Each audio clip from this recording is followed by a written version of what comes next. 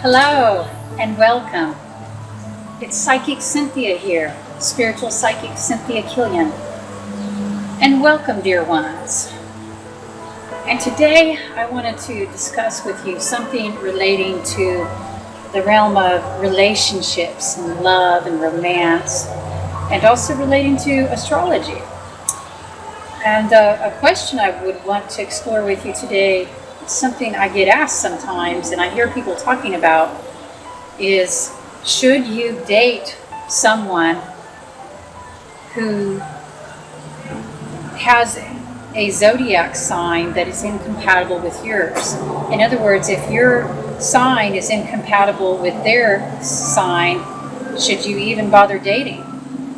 And maybe more to the point, should you marry somebody or engage in a long-term relationship at all? Should you move in with somebody whose sign is incompatible with yours? And I'd like to explore this now because I think there's a lot of misconceptions around this and, a lot of limitations that people put on themselves. So anyway, let's talk about this a little bit. Should you? And here's the thing. Okay, first of all, when people are talking about this, or when a client comes to me and says, oh, I'm thinking about dating this person, but his sign, maybe they're going to say, I'm a, Leo and they're a Scorpio, and is it doomed, because these signs aren't compatible? I always say not necessarily. And first of all, a lot of times they're just talking about their sun sign. When people say the phrase zodiac sign in our society, in our world for the most part, or they say, your sign, at least if they're talking about Western astrology, they mean your sun sign. And the sun sign is such a tiny part of a person's chart, and it certainly is not the most important part of the chemistry that can happen between two people. So really, to understand a person's relationship style and their potential and their communication style and how they connect in love, you have to look at much more than the sun sign, okay? So definitely, just because your sun signs might seem to be in conflict, it doesn't mean the relationship's doomed. What it does mean is that there's going to be some challenges based on the nature of the conflicts between the two sun signs. Like, to give that example, or to go back to the example I said earlier of a Leo with a Scorpio, that, Leos are generally, have a certain way they move through the world. They're very, they're commanding in their own way, and they like to take center stage and creative and warm, whereas a Scorpio also has a kind of power. They're both very powerful signs. So first of all, part of the conflict between Leo and Scorpio is that they're both such powerful signs that they tend to engage in a power struggle. So, if you know this about your signs, then, even if you wanted to marry somebody like that had this sort of tense energy, persona here, this, pattern, if you were knowledgeable, you could approach it intelligently and you could work through this.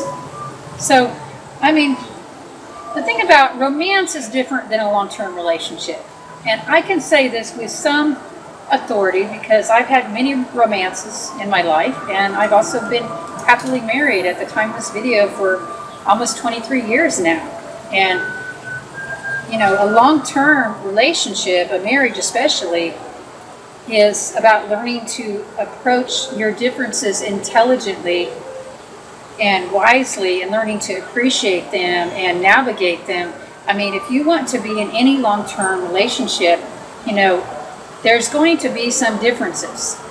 And that's true even if your signs look like they all match exactly right. So that's something to think of. So I would say, you don't have to rule somebody out just because their sun sign is different than yours. I would encourage you to learn about, first of all of you watching this, if you haven't already, learn about your own damn chart, okay? Excuse my cussing, but, how in the heck are you going to understand your relationship or the chart of this other person, or even their sun sign, if you don't know about your own chart. I mean, so study your chart. Get a reading with a competent astrologer. It doesn't have to be me, but just make sure they're competent, okay? If you don't have money for a reading, read some of the good free reports online. I don't know what I was trying to think what sites, like astro.com is a good place at the time I'm making this video, but there's probably others. The reports are good. Well, they're only as good as the astrologers that write them, okay? So if they're written by, nuanced, intelligent astrologers who really get the matters of the heart, or at least the matters of the soul, they can be very helpful. But a report is not a substitute for a personal reading with a skilled and qualified astrologer. I just want to say that. So just keep that in mind.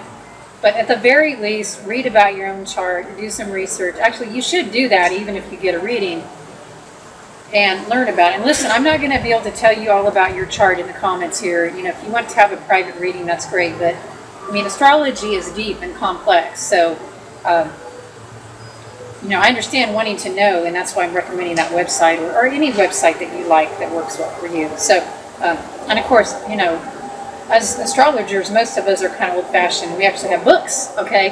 And there's lots of books you can get. You don't really need lots, you just need one. But get your chart, first of all. Know all your signs. I have a different video about that. So if you haven't already watched that, and if you're truly interested in this, you might want to check out that video, Know Your Astrology Signs, all of them. I'll see if I can remember to put a link somewhere later. But I digress. So, learn your signs first, your chart. And at least, listen, I know you're not all professional astrologers, and you probably don't want to devote the time necessary to do that. I get that. But maybe you learn about, I would recommend learn a lot about your sun sign. Get at least some working knowledge of that. Learn about your moon sign. And if you know your time of birth, also learn about your rising sign. That's a good starting point. Now, to understand your relationship style, you would also need to learn a bit about your Venus sign and your Mars sign, okay? And also, I would add your Mercury sign, because the Mercury has a lot to do with our communication style, which you're going to bring over into your relationships as well. But to some extent, the Venus and Mars are even more important there. You got to kind of blend Venus and Mars and Mercury with your moon, okay? So that's important to keep in mind. So when I say that, you got your sun signs, right? So if those aren't compatible, that's okay. Actually, by the way, my husband and I, our sun signs are not compatible. And we have been married, and we've made it, 23 years. And yes, there's been some struggles, but I can honestly say at this point, and for many of the last several years, all of it actually, it's been happy. So, but it is work, to be in a long-term relationship. You have to nurture it like a garden and care for each other. You get to. You don't have to. You get to. So maybe for romance, you want somebody with signs that are a lot like yours. Like if you just want to have a good time, then it's easy. See, that's the thing. Here's the secret.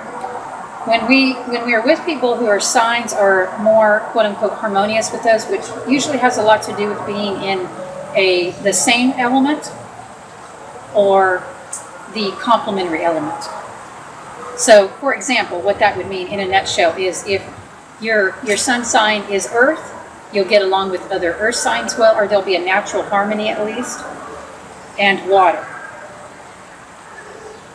If your sun sign is water, then it's going to be water and earth. If your sun sign is air, you get along well with air and fire, and the same thing for fire and air. Does that make sense? But if you put, like my husband and I, his sun sign is Leo, and mine is Capricorn, so you have, and I won't even talk about, how those signs can butt heads, but just the elemental, you have the fire energy with the earth. And those aren't so naturally compatible, usually.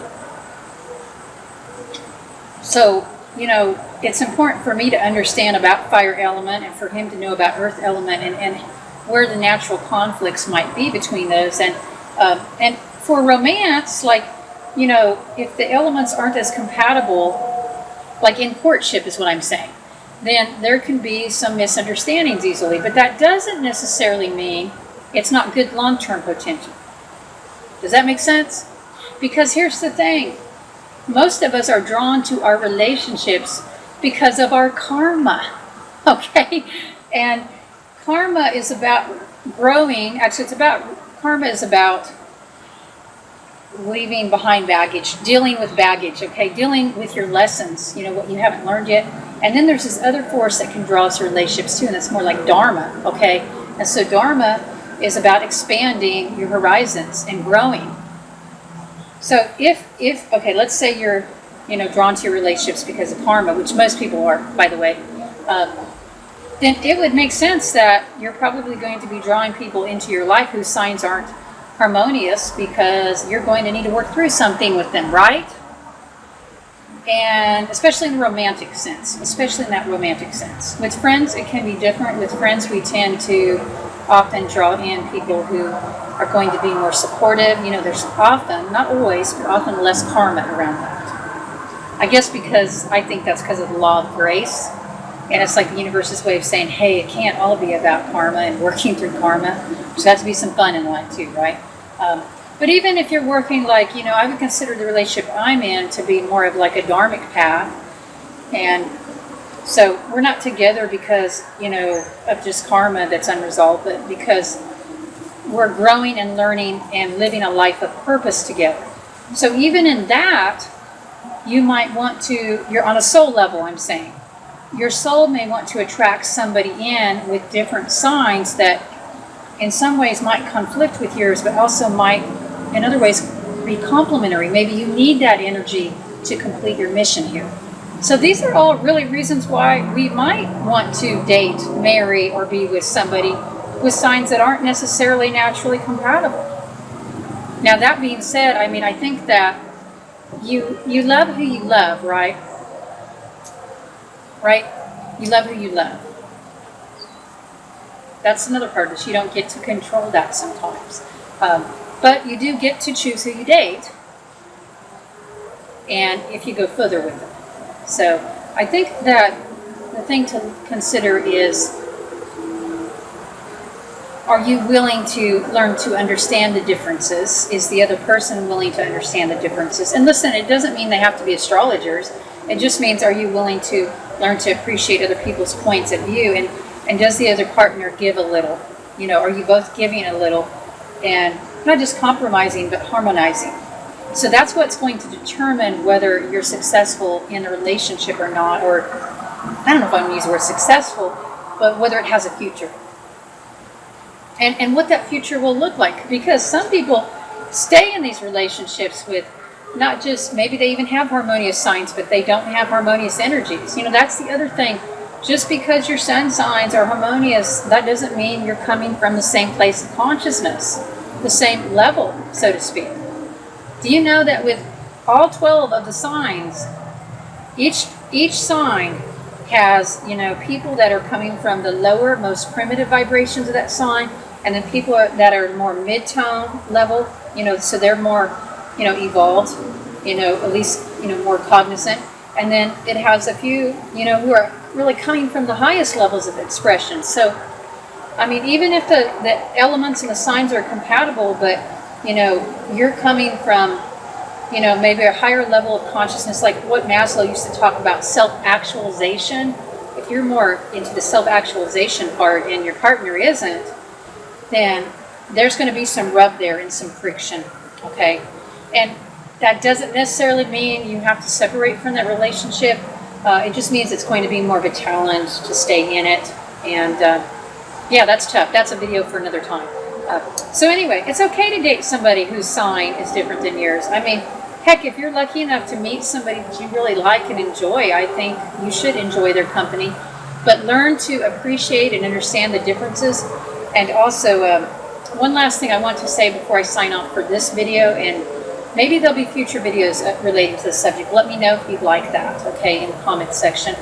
But when you look at signs, I already mentioned, you should know your sun, your moon, your rising, if you can know that with the time. You have to have the time for that, or at least close time. And then your Venus and your Mars and your Mercury. So when you look at all of these, these are all part of our love chemistry, our love style, our love language. And by the way, I have a special reading that I offer, to people who want to learn that, my soulmate signs reading. So, yeah, you can probably find that on my website if you're interested. But it's great to just learn about yourself, but if you have a partner you're with, you can learn about each other. And that's how I approach this, by the way. If I ever do a compatibility reading for you and a partner, I always just approach it about helping you to understand the other person and the strengths of the relationship potentially, the challenges, yes. No psychic or astrologer or anyone really can ever say with 100% certainty that, ahead of time especially, that your relationship isn't going to work. Now, if you're already in the relationship and he's cheated on you like 14 times or she's cheated on you 14 times and there's a lot of lies and you go to your psychic and he or she says, yeah, it's doomed. Well, maybe at that point in time you can say, but if it's a newer relationship and there aren't a lot of, it's not a lot of baggage from this lifetime at least, there's still so much potential, and that's really the time to learn this. What I'm talking about, to learn these parts of yourself and get this information. It's at the beginning of the relationship, okay, if you can. I realize a lot of you are going to be watching this and maybe already in a relationship, so, hopefully there's still time for you to learn it, and if you're, and I think there could be for many of you. So, anyway, the one last thing I want to add too, so the way it goes in traditional astrology, which I think is worth, considering for this type of question. It's not important, okay, in a heterosexual relationship, let me just say this, and I'll talk homosexual in a second too, because I want everybody to be included. In a heterosexual relationship with a man and a woman, you're going to look at, for the man, you have his sun sign, and for the woman, you want to look at her moon sign. So it's more important that the sun and the moon sign harmonize. In fact, I believe it's going to be more important that the woman's moon sign harmonize with the man's moon sign. Although it could be vice versa, okay? And that would still be good. So, and actually, whether it's a heterosexual or homosexual or transgendered or any type of relationship romantically, that connection with one partner's moon harmonizing with the other partner's sun is probably much more important than if the sun signs harmonize, which, by the way, my husband and I do have that, where my moon harmonizes very well with his sun. So, there you go. And his moon harmonizes well with my moon. Not so much with my sun, it's not in conflict, but not really, it's kind of neutral more. So, not only do I believe this on theoretical grounds, but in my own relationship and in couples that I know who are successful, the long-term, the lunar energies are quite important, especially in the female's chart. For a woman, a lot of times we are going to act more out of the lunar energies, especially if we are really into our yin self. Now, if it's a woman who is more yang, and maybe the man who's more yin in the relationship. And if you don't know what I mean by these terms, yin and yang, well, Google it. Maybe you'll have to. That's a discussion for another time. But a lot of people know. So anyway, for the yin partner, the woman usually is going to be look at the moon sign. That will help you understand her love style more.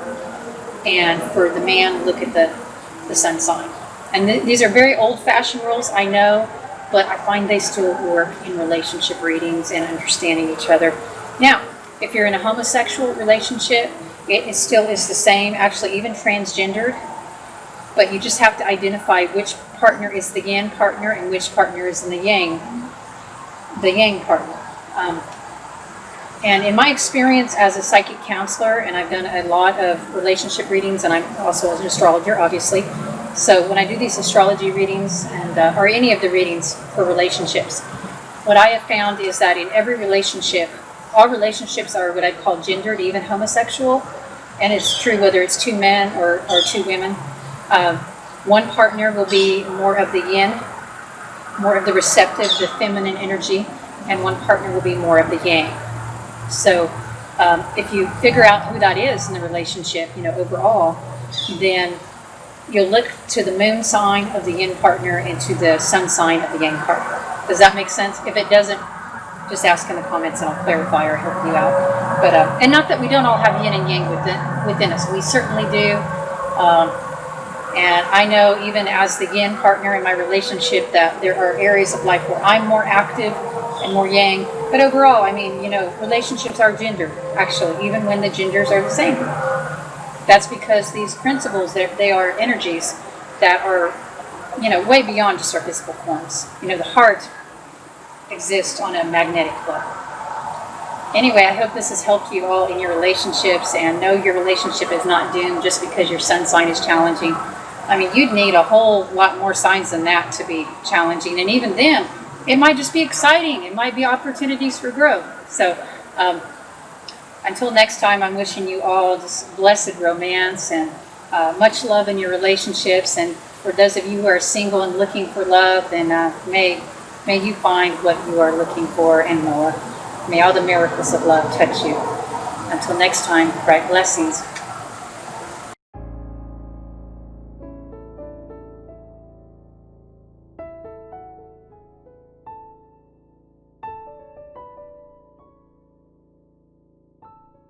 Thank you.